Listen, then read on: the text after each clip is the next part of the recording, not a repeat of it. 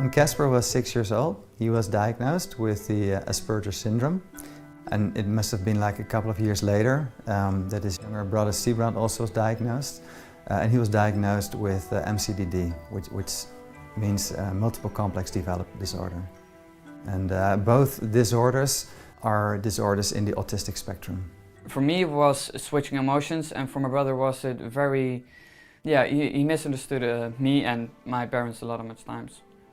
Me and my brother didn't get along very well. He always found a way to drive me insane. If I'm being angry at him and I'm yelling and he was like ha ha ha, and he doesn't take emotions serious. That's how it looked to me when I was young. There was just so much hate between us and so much friction, and it really affected us both. We never actually look at each other like brothers, more as people who live under the same roof with the same parents, but that's it. We tried everything, home video training, after school therapies in different stages of their illness, but it just didn't work enough. Instead of a loving mother, you have to be strict all the time.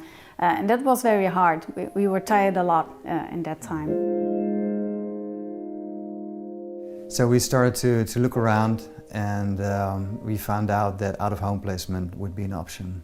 We didn't want to hear that, of course. You don't want to hear the message that you have to outplace your child.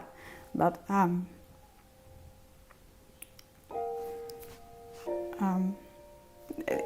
there was no other option. After 1.5 years out-of-home placement, I went to my manager at the bank and I said, we cannot continue. I cannot continue working at the bank while at home it's just such a mess. And we took the boys home, while all specialists said that permanent out-of-home placement was the only solution and we couldn't be a family anymore.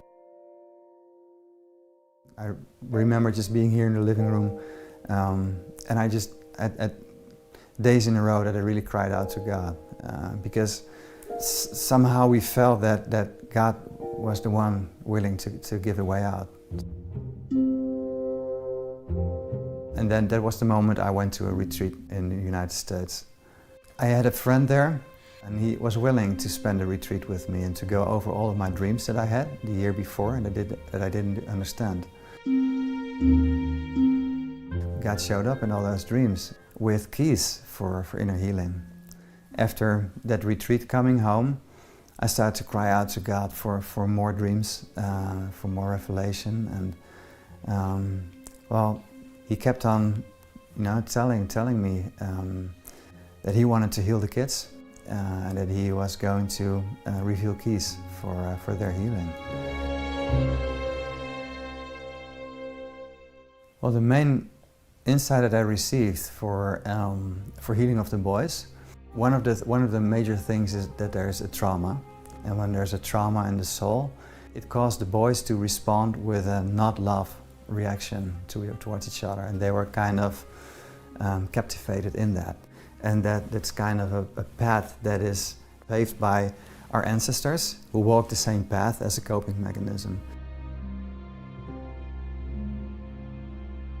We prayed for the boys for the trauma that was in their lives, but also to pave the way, we had to forgive ancestors of their brokenness as well, and how they passed that through to us.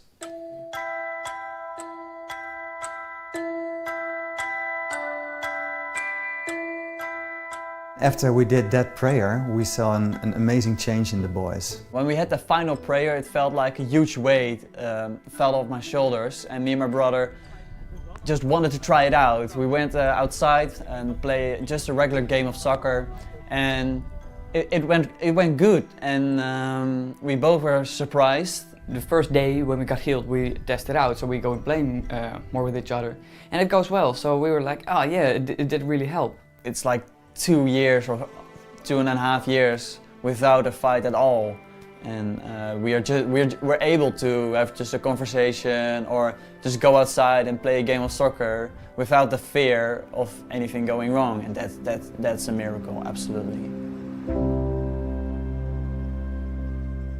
The change in the boys was something I never expected. It didn't just get a little bit better, it just became visible that they were healed.